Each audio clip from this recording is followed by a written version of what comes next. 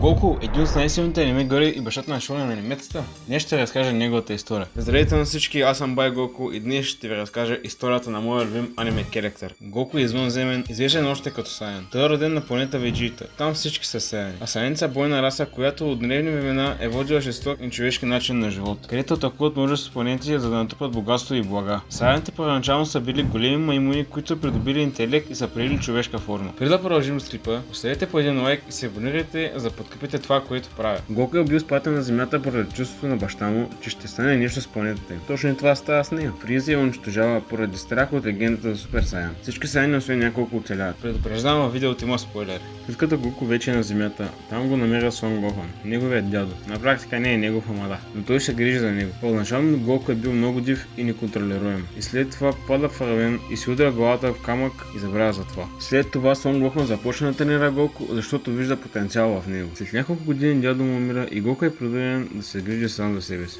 И така е да първи епизод, който се среща с Булма и започва приключението за драконовите топки. Приключението с той среща Мутен Роши, който му благодари, че е спасил косънурката му и му дава Кинтулун да може да се движи по-лесно, но на него могат да се водят само хора, които имат чист ум. След това Гоку се запозна с Уонг, Лор, Ямуча, Чичи и Геомао. Така Гоку и Булма откриха 6 драконови топки и след момент им откарнаха 5.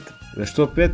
Защото едната от тях беше в Гоку, но този, който ги беше откарнал, не беше кой да е, а най-голямата легенда на Драгон Бол, а именно Пилав.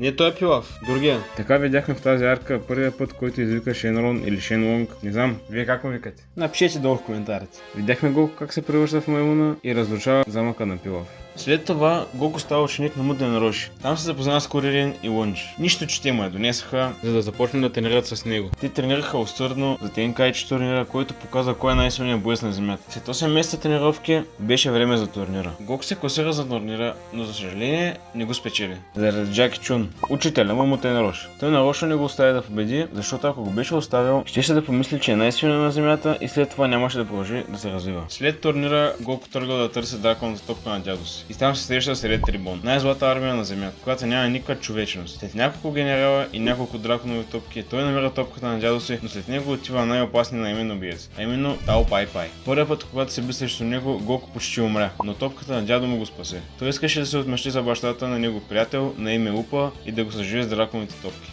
Тао беше взел 3 топки, но Гоку имаше 4. Той трябваше да вземе 4 топки, но дрехите му бяха на парцали и трябваше 3 дена за да ги направят. През тези 3 дена Гоку се беше качил на кулата на Карен, за да пие от вода, която да стане по-силен, но нямаше никаква вода. Гоку просто трябваше да прочете стъпките на Карен, за да му вземе водата. Тао Пай Пай се върна, но тогава Гоку беше по-силен и го победи. След това тръгна за базата на Ред Трибон, за да вземе другите драконови топки и за да ги унищожи. Гоку разгромни цялата армия на Ред Трибон, след това той не можа да намери седмата топка. Той отиде в Рибабо Ранай, която може да се намери нещо, което си изгубил на някаква цена, или трябва да победиш 5 нейни противника. Тогава победиха 4, обаче петия беше изненада за Гоку. Той се биеше срещу починалия си дядо Сон Гохан, но той го победи и разбра кой е. Това беше изключително емоционален момент. След това бабата му каза къде е топката. Топката се оказа в кола, която управляне от не кой да е, а от самия Пилав. Той взе топката от Пилав с жестока битка, след това отиде да съживи бащата на Упа. После се сбогува с приятелите си и чака да се видят на следващия Тенкайчи турнир. Той тръгна да тренира и света 3 години, но без да ползва Кинтулун, който беше модел Мутен Роши. Гоку плува, ходи, бяга и още много. Така минаха 3 години и се събраха на турнира. Но там имаше нови противници. Съперника на Мутен Роши, Жеравния отшелник и неговите двама ученика, Теншин Хан и Чаозо. След като минаха първите битки, за да се види кои ще са 8-те биещи се за наградата и титлата, Гоку стигна до финал и там се би срещу Теншин Хан. Но Гоку в тази битка накрая нямаше никакъв късмет и я загуби заради един тъп бус.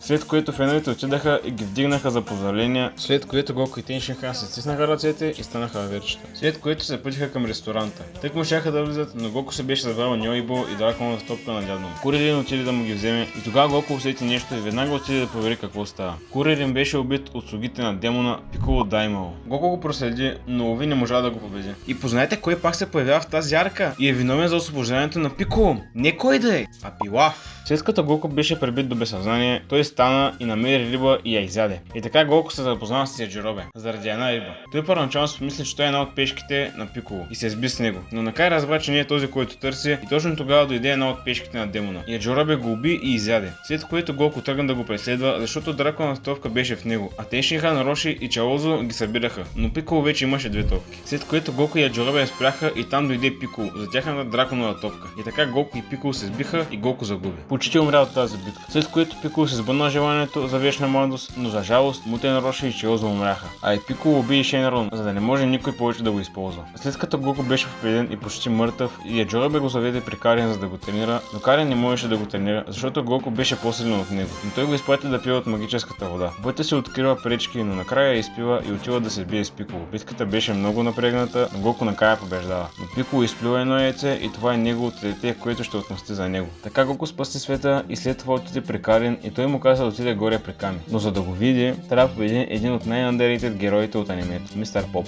Той не го побеждава, но Ками излиза и го признава. След това той съжалява Шенлонг, защото е създателят му, и Гоку остава при него за 3 години да го тренира следващия Тенкайчи турнир. Минава 3 години и Гоку е бая пораснал. Отива на турнира и като се вижда с приятелите си, те едва го познават. След това минават квалификациите и избират 8-те, които ще се борят за титлата и наградата. Но там беше и Пиколо. В един от рундовете Гоку се изправя срещу мистериозно момиче, което Гоку не помни. Накрая се оказва, че той е обещал като по-малък да се ожени за нея като порасне. Минаха всичките мачове и Гоку се изправя срещу Пиколо, но битката ескалира и островът беше изреден с земята, но само формата на арената беше останала. Но накрая го победи. Гоку пусна Пиколо и нормалното Dragon Ball завършва със сватбата на Гоку и Чичи. Чакайте скоро продължението от историята на Гоку в Dragon Ball Z. Не забравяйте да лайкнете видеото, да се абонирате, да напишете някой коментар отдолу.